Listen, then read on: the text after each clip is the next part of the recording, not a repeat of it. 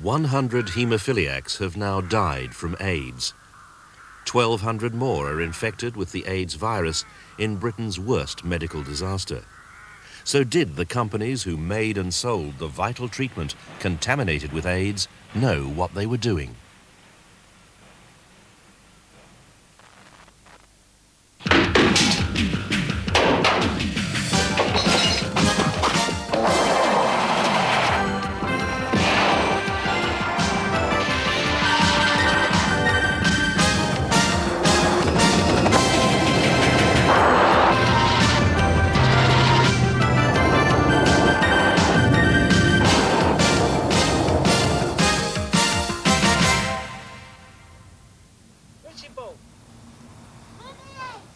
Memories for Alan White. The treatment designed to ease his life will now end it. What should have carried hope carried AIDS, and Alan is now dying. I'm slowly going downhill. I wound up with pneumonia a few years ago, which was the major indication of full-blown AIDS, and all the inherent problems of pneumonia. And it's just one long battle against various bugs and viruses that most people shake off in a day. Can leave me literally in bed for 3, 4, 5 weeks. Like all victims of haemophilia, Alan's blood won't clot naturally because it lacks a vital ingredient, factor VIII. Without regular injections of the clotting factor, he could quite literally bleed to death. But the blessing of factor VIII turned into a deadly curse. Everybody wants to shift the blame to somebody else, but no one at the end of the day will accept responsibility. And someone has to be. Someone must be responsible. Someone at some point made a decision. Whether it was knowing the full facts or not, I don't think is important. Someone made a decision, and on the strength of that, we should be compensated. Bob Threakall, like Alan White, puts on a brave face. 900 AIDS-infected haemophiliacs are now suing the government for compensation. But we're going beyond the NHS, the suppliers, to the manufacturers of factor VIII. In '85, I was called into the hospital and told that a test had shown that I was positive HIV, AIDS, as I think they called it then. And that was it, basically. There wasn't much else they could tell me at the time. And initially, it didn't really mean an awful lot. It was only later when we began to find out exactly what HIV/AIDS was, the implications of it, the fact that it had, in effect, shortened my life from normal to maybe 5 or 6 years at the most.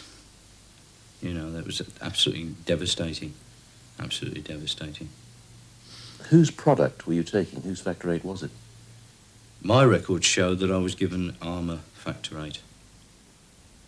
These are Bob's medical records, with the date of every treatment and the batch numbers which show the factor VIII that gave him AIDS, just like Alan, was made by Armour.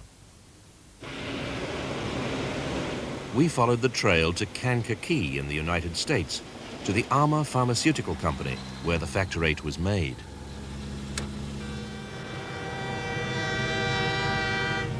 At this plant not far from Chicago, Armour produces factor VIII, a product designed to allow haemophiliacs to live something approaching a normal life. Unfortunately, the factor VIII produced by Armour and several other American companies was contaminated with the AIDS virus.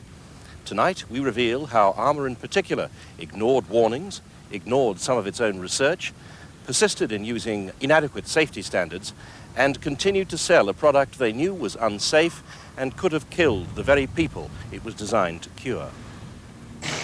Today, this new NHS plant at Elstree makes 70% of Britain's factor VIII. But in the early 80s, when most haemophiliacs were infected by factor VIII, 70% was imported by 4 big American companies. Armour was the biggest.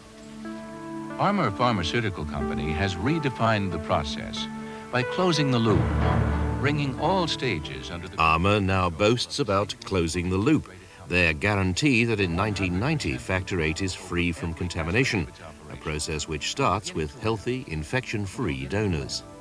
From donor to finished product. But in the early 1980s, American blood companies were buying blood plasma from intravenous drug users, prostitutes and homosexuals, the very donors most likely to carry blood infections. The risks of passing on hepatitis B were well known by then, and there was mounting evidence that AIDS was also transmitted in blood.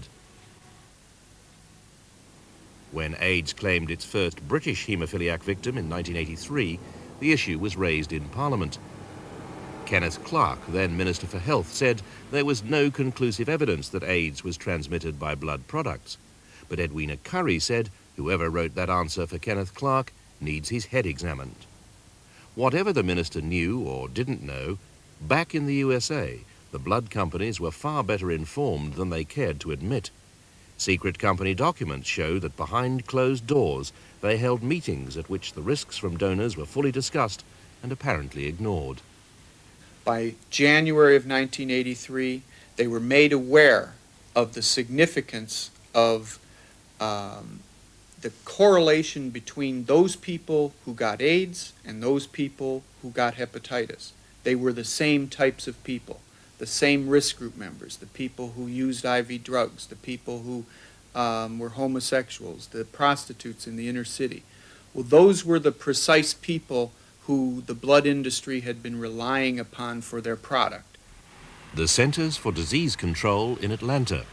By 1983, scientists working here for the Food and Drug Administration, the FDA, were certain that AIDS was being transmitted, like hepatitis, in the blood supply.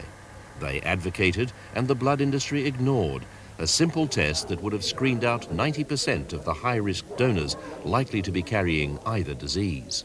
And the CDC in January '83, a guy got up on the table, a man named Don Francis, and pounded on the table and said something to the effect, how many people have to die before you start testing? Give me a number so that when that number's reached, we can reconvene and get a consensus on testing. Right? He was so firmly convinced that they could do something right then and there to stop this, I guess you might, some people even call it murder going on. They said, well, let's just assume that someday in the future you folks will accept that there's transfusion-associated AIDS. When we reach that number, what are we going to do? And that didn't work very well. So by that time I was slamming my fist on the desk saying, aren't we going to do anything, or are we just going to leave? And apparently we all just left. How many people would have to die, you were saying? Yes, I was like, how many cases do you need? How many AIDS cases do you need? If it's 6 you don't like, will it be 26 or 36? Knowing they were going to come, then we wouldn't have to repeat. I think my line was, we will not have to repeat this unpleasant meeting.